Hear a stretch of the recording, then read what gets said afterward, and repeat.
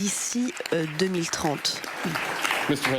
Merci beaucoup Peter, merci à vous, directeur général du Fonds mondial. Mesdames, Messieurs, donc Peter Sands vient de rappeler les chiffres et le fait que les derniers jours, les dernières heures, les dernières minutes même, comme vous l'avez vu sans doute un instant, ont fait bouger beaucoup de choses et beaucoup de pays se sont mis dans la dynamique qui vient d'être évoquée. La France, comme je le disais tout à l'heure, a pris ses responsabilités en augmentant de 20% son effort et nous considérions que c'était en effet une nécessité à la fois parce que depuis le début la France croit au Fonds mondial, à cet engagement, parce que je l'ai rappelé à plusieurs reprises hier soir et ce matin, nous sommes à un moment de cette bataille qui est absolument décisif et donc il nous fallait aussi montrer en quelque sorte l'exemple. Nous avons vu ces dernières heures que beaucoup de pays ont bougé, sont rentrés dans cette dynamique qui a permis d'atteindre le chiffre que vous venez d'évoquer et de remplir l'objectif que nous nous étions fixés. Mais je n'oublie pas que pour beaucoup des populations qui sont touchées, des pays qui attendent l'aide, des organisations non gouvernementales et associations qui se sont engagées dans ce combat, le 14 milliards était un plancher. Et donc nous allons continuer à nous mobiliser aussi pour poursuivre ces levées, continuer à mobiliser le secteur public comme le secteur privé. Vous l'avez dit, et je pense que la conférence qui s'est tenue aujourd'hui à Lyon était pour moi un point très important. D'abord, c'est la démonstration, contrairement à ce que beaucoup pensent ou voudraient faire croire, que le multilatéralisme n'est ni mort ni à l'arrêt. Il y a 3 ans, dans un tout autre contexte international, 12,2 milliards de dollars avaient été levés. Aujourd'hui, dans un moment difficile du multilatéralisme, de crispation forte, ce sont plus de 14 milliards de dollars que nous allons réussir à lever, en maintenant la dynamique. Et je veux vraiment remercier tous les pays qui ont accompagné cet effort, vous les avez rappelés, tous ceux que je citais tout à l'heure, qui ont fait l'effort en l'annonçant parfois tôt ou en se réveillant aussi à la dernière minute. Je veux également remercier le secteur privé, évidemment la Fondation Gates, qui y compris a suivi les efforts de dernière minute, comme l'initiative RED menée par Bono. Et permettez-moi de remercier aussi l'équipe de France, parce que ce fut une mobilisation, ce fut la mobilisation de tout le réseau diplomatique français durant des mois et des mois auprès du ministre de l'Europe et des Affaires étrangères pour y aller. Ce fut la mobilisation de la ministre de la Santé et des Solidarités qui s'est elle-même impliquée dans toutes ces relations bilatérales, dans tous ces échanges et qui, si je puis dire, a dupliqué l'effort. Et de vous, Madame l'ambassadrice, qui avait été nommé, qui avec cœur et détermination avait, dès que la France s'est engagée à accueillir cette conférence, n'avait jamais cessé et ça va continuer. Donc vraiment, je voulais remercier l'équipe de France qui, avec l'équipe du Fonds mondial, a mené un travail remarquable durant ces derniers mois. Les derniers jours ont eu peu d'heures de sommeil et je sais combien cet effort aussi est couronné à mes yeux par véritablement un succès et était attendu. Ça a été beaucoup dit durant ces jours, ce ne sont pas simplement des chiffres, ce sont des vies. Et ce matin on l'a encore vu avec Amanda et beaucoup d'autres, à chaque fois on ne peut pas ne pas être bouleversé par ce qu'il y a derrière l'action du Fonds. Et donc, nous nous sommes donné simplement les moyens de sauver au moins 16 millions de vies en plus. Et je pense qu'on peut faire beaucoup plus. Et la capacité à éradiquer ces 3 pandémies que sont la malaria, la tuberculose et le sida dans les prochaines années, de conjurer le sort, de conjurer parfois l'odieux, quand on voit le Sahel, j'ai vu plusieurs présidents dans la région du Sahel ce matin, ils ont à vivre le terrorisme, l'insécurité, les attaques contre l'État lui-même et le retour du paludisme, la réémergence du VIH. Personne d'entre nous peut accepter ça. Et donc nous nous sommes juste donné les moyens de continuer à accélérer le combat pour véritablement l'emporter et les aider à l'emporter.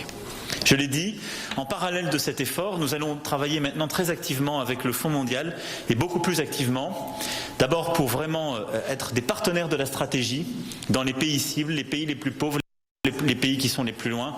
Et donc c'est aussi pour ça que cet engagement ne s'arrête pas aujourd'hui.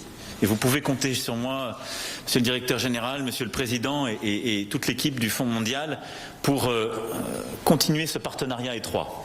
Nous serons dans quelques semaines ensemble en Côte d'Ivoire et nous signerons un partenariat nouveau, inédit, entre l'Agence française de développement et le Fonds mondial pour mettre en œuvre ce que j'expliquais tout à l'heure, c'est-à-dire en plus de notre engagement dans le Fonds mondial, nous réengager, nous, France, dans une série de relations bilatérales pour aider les pays à reconstituer leur réseau de soins primaires, à faire ce qui est nécessaire en plus de ce que fait le Fonds et en partenariat complet pour rendre encore plus efficace l'action, la pénétration et redoubler nos efforts.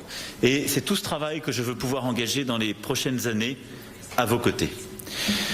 Voilà, mesdames et messieurs, ce que je voulais dire. Le 1er décembre prochain sera évidemment une date à nouveau de mobilisation dans tous nos pays.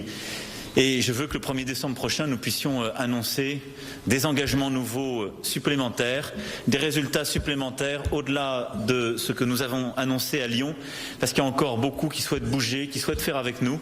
Et donc comptez sur moi pour que ce que nous avons collectivement réussi à Lyon et que beaucoup croyaient impossible, nous le poursuivions le 1er décembre et encore pendant des mois et des années pour véritablement gagner la bataille contre ces pandémies. Merci, merci cher Peter.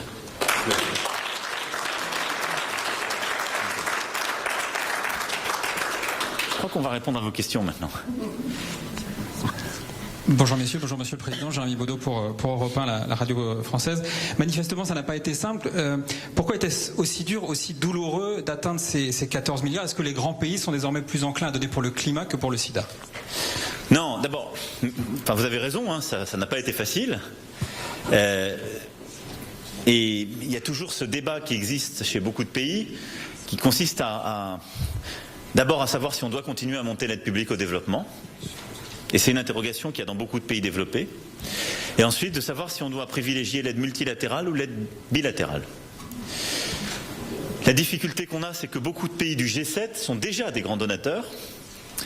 Et donc, pour être très transparent avec vous, ce qu'on a réussi à faire ce matin, c'est de mobiliser tous les membres du G7 et de pousser tout le monde. Nous-mêmes, nous avons accru notre participation pour aller aux 20%. Il y a un pays du G7 qui est un peu en retrait par rapport aux autres, c'est le Japon, qui n'augmente que de 5%. Et donc je pense que quand je dis dans les prochaines semaines on peut faire plus, c'est que je pense qu'on peut convaincre les Japonais d'arriver dans le reste du club. C'est le seul pays du G7 qui n'a pas une augmentation à 2 chiffres de sa contribution au fond. Je respecte chacun, mais voilà, je pense qu'on peut réussir à convaincre les Japonais de faire plus. C'est pas parce qu'ils font plus pour le fonds climat. Donc, c'est parce qu'il faut réengager tout le monde. Ensuite, il y a des pays qui sont des très grands donateurs. La Norvège est un très grand donateur, elle est même plus exemplaire. Quand je rapporte ce que fait en aide publique au développement la Norvège par habitant, elle fait plus que la France. Donc j'ai aucune leçon à donner à la Norvège. J'ai ce matin eu la Première ministre, elle a augmenté un petit peu, mais elle donne déjà une certaine somme, et elle donne beaucoup sur le climat, l'Amazonie et autres, donc on a au moins réussi à continuer à la mobiliser, mais je ne ferai vraiment aucun reproche.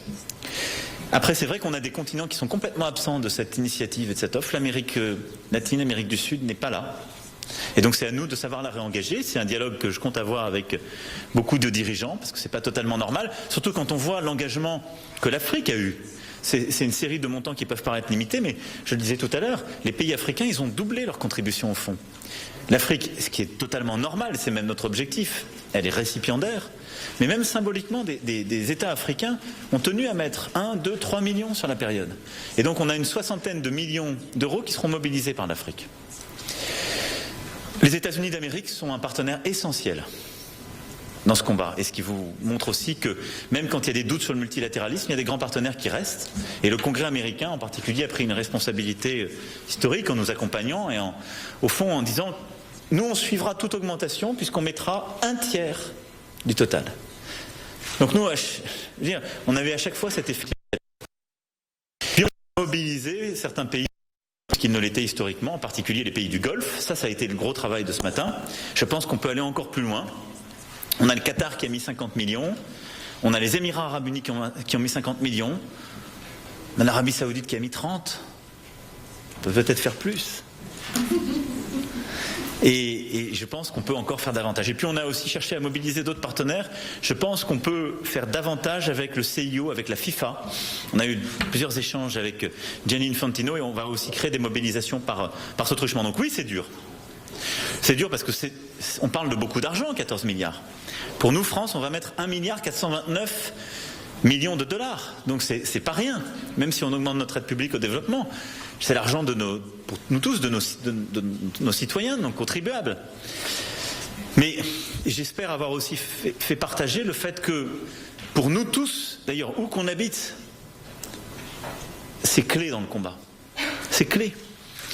Parce que gagner la bataille contre ces pandémies sont aussi dans nos pays. Et c'est accepter des injustices qui sont intolérables pour nous. Donc je pense surtout que même dans un contexte très difficile, où il y a des grands pays qui sont en train de douter, de reculer, on a continué à augmenter. Je veux dire, on lève au moins 1,8 milliard de plus qu'il y a 3 ans. 1,8 milliard de dollars de plus qu'il y a 3 ans au moins. Donc c'est énorme. Donc dans un moment où on doute, où il y a plutôt des baisses de cotisations, de contributions à l'international, on a réussi à continuer à mobiliser, parce qu'il y a la société civile, parce qu'il y a aussi ces figures qu'on a vues durant tous ces jours et qui sont actives, et parce qu'il y a la qualité du travail fait par le Fonds depuis 2002, qui travaille très en profondeur avec les communautés, avec les associations sur le terrain, et qui a les chiffres que j'évoquais, cette efficacité. Voilà. Mais je ne veux pas opposer les batailles. Pour moi, les engagements que les uns et les autres prennent pour le climat n'est pas quelque chose qui enlève quoi que ce soit à la bataille contre ces pandémies. J'ajoute, et je l'ai confirmé ce matin, que nous maintiendrons notre effort sur le Gavi et Unitaid, parce que ce sont 2 batailles, la vaccination d'une part et la recherche d'autre part, qui restent aussi essentielles pour gagner cette bataille.